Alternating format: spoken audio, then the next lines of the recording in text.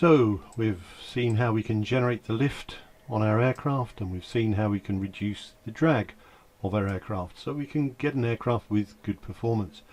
But there's no use having good performance if the aircraft hasn't got stability and is not controllable.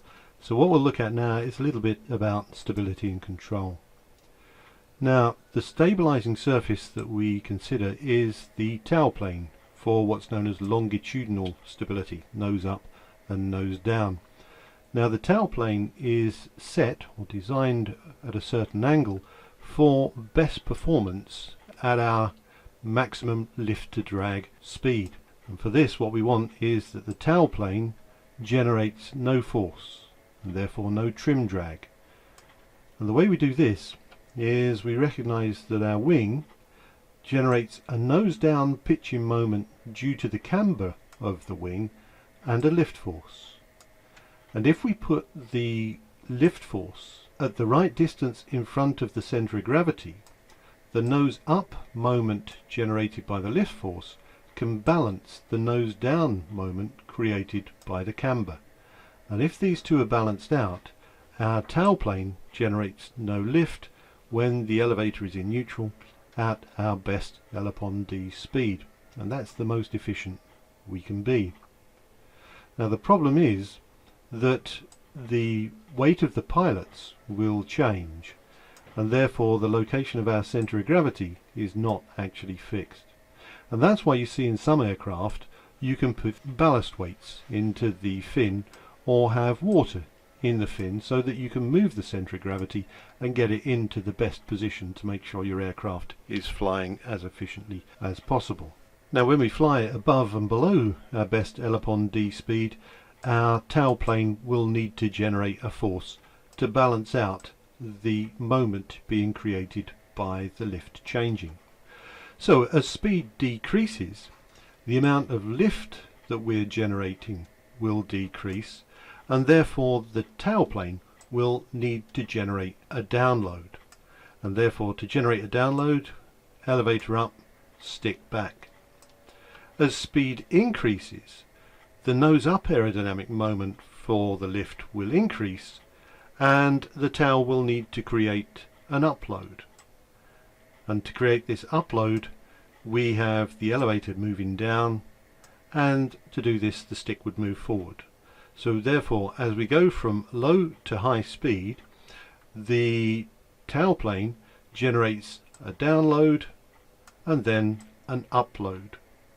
And we need to move the stick forward progressively as we go from low to high speed, deflecting the elevator up at low speed and down at high speed. Now, as we deflect the elevator and we push forward on the stick or pull back on the stick, we feel that we need to put a force into the system to either keep the stick forward or to pull the stick back. Now, where does this force come from? Well, it comes because the elevator generates a lift force. Now, if the lift force on the elevator acts at the hinge line, then there's no moment about the hinge, and I don't need to put a force into the control circuit. But if the lift force acts behind the hinge, then it will generate a moment about the hinge, and I'll need to apply a force to counter this moment to keep the elevator in the same position.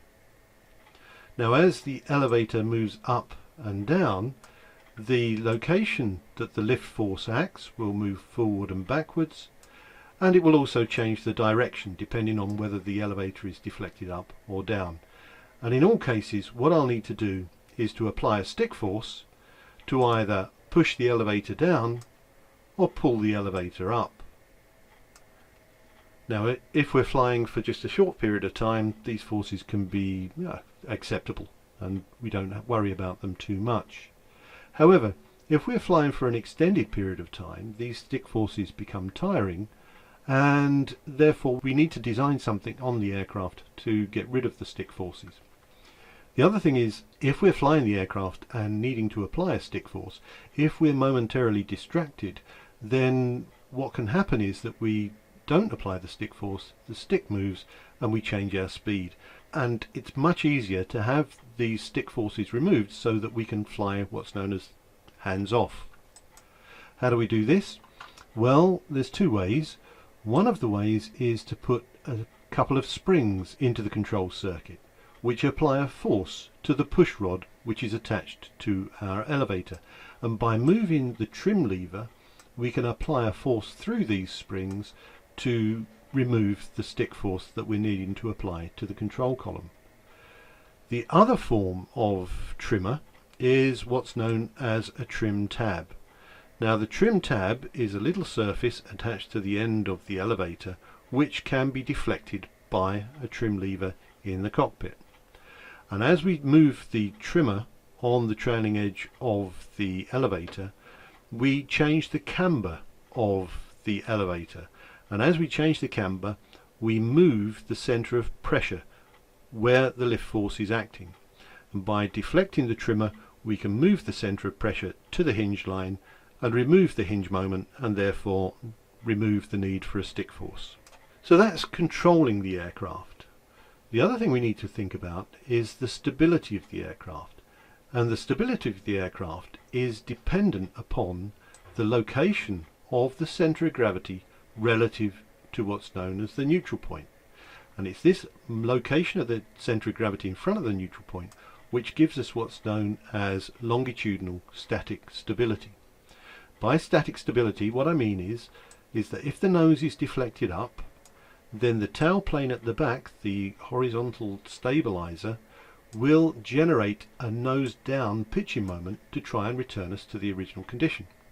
If the nose pitches down, then the forces on the tail plane at the back will generate a moment as required to pitch the nose up. Notice that I'm not saying anything about the actual motion that follows this, just that once the aircraft is disturbed, the tail plane at the back will generate a moment in the direction required to return to the original position. This is what's known as static stability, and the location of the center of gravity relative to the neutral point is very important, which is why we always check during our pre-takeoff checks. We do CB SIFT, BEC, and one of the checks is ballast, to make sure that our loading inside the cockpit is correct and our CG is within an allowable range. The location of the center of gravity relative to the neutral point is very important. If the center of gravity moves forward, then what happens is what's known as the stick force per G will increase. So we require more stick force to turn the aircraft. Also, as the center of gravity moves forward, the range of movement of the elevator to trim out the range of lift coefficients, essentially the speed range, becomes larger. And if the center of gravity moves too far forward, then it could be that the elevator won't be powerful enough to trim the aircraft at low speed. So it might not be possible to actually round out the aircraft and hold off a landing. If the center of gravity moves back, then what will happen is we'll get the opposite effect, that the stick force per G will decrease, so it will require less force to turn the aircraft. And if you've got a very powerful elevator, you have to be careful that you don't overstress the aircraft as the stick force per G reduces. Also, speed control will become more difficult as the elevator range to trim the aircraft will become less. And what will happen is that the aircraft will become what's known as twitchy, that the movement of the elevator to change the speed will become small, and so it will be difficult to control your speed. And worse of all, if the center of gravity moves behind the neutral point, then the aircraft will become unstable.